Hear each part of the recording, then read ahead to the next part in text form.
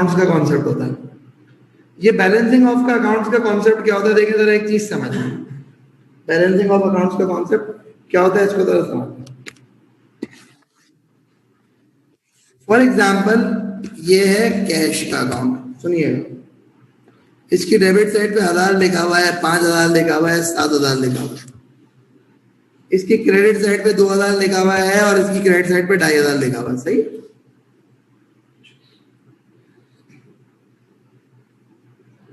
मेरा साल खत्म हो गया, मेरा महीना खत्म हो गया, मुझे हिसाब किताब बनाना है कि मेरे पास क्या कैश है क्या कैश नहीं है।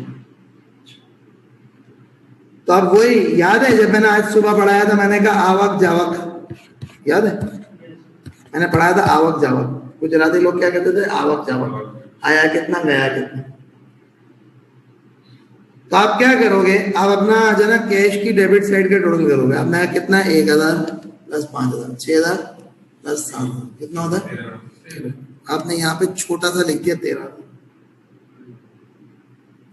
आपने अपनी क्रेडिट साइड का टोटल लिखा, कितना है 2000 प्लस 4500।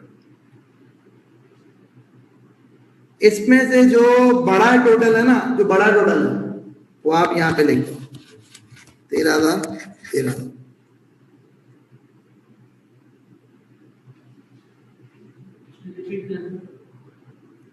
आपने क्या किया, अपना डेबिट साइड का टोटल किया, अपने याद दिहाने के लिए यहाँ पे छोटा सा लिख लिया 13,000। आपने क्रेडिट साइड का टोटल किया, याद दिहाने के लिए लिख लिया 4,500। अब इन दोनों में से जो सबसे बड़ा अमाउंट है ना, उस बड़े अमाउंट को यहाँ पे लिख दो एज अ टोटल, लिख दिया 13,000 टोटल। यानी एक बात समझ में आ रही है, 13,000 आया डेबिट हो, क्रेडिट साइड पे 13,000 नहीं है, तो यहाँ पे आप क्या करोगे, यहाँ पे आप इनकॉर्पोरेट करोगे जिसको हम कहते हैं बैलेंसिंग फिगर। क्या कहते हैं, बैलेंसिंग फिगर।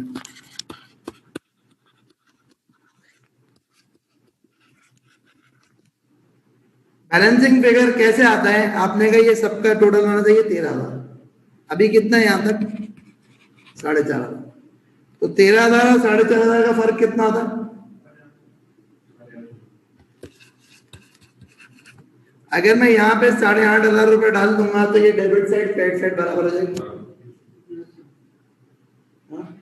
बराबर हो जाएगी, बराबर हो जाएगी, बराबर हो जाएगी ना, सही।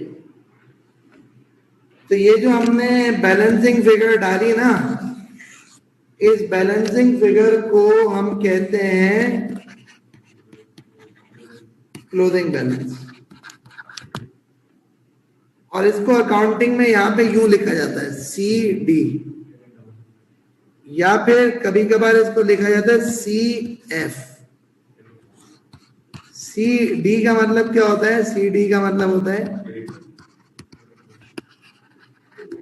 कैरी डाउन, या फिर CF लिखा जाता है जिसका मतलब होता है कैरिड फॉरवर्ड। तो बेटा आप समझना, बैलेंसिंग ऑफ अकाउंट्स का कॉन्सेप्ट क्या होता है, एक अकाउंट है ना, उसकी डेबिट साइड का टोटल करो, उसकी क्रेडिट साइड का टोटल करो, जो बड़ा अमाउंट है ना वो टोटल होना चाहिए। जो बैलेंसिंग फिगर है, डेबिट साइड वाला डेबिट साइड वाला दो, क्रेडिट साइड वाला क्रेडिट साइड वाला। बात सही, क्लियर है, समझ आया। तो बैलेंसिंग ऑफ अकाउंट्स कैसे होती है वो आपको कॉन्सेप्ट समझना।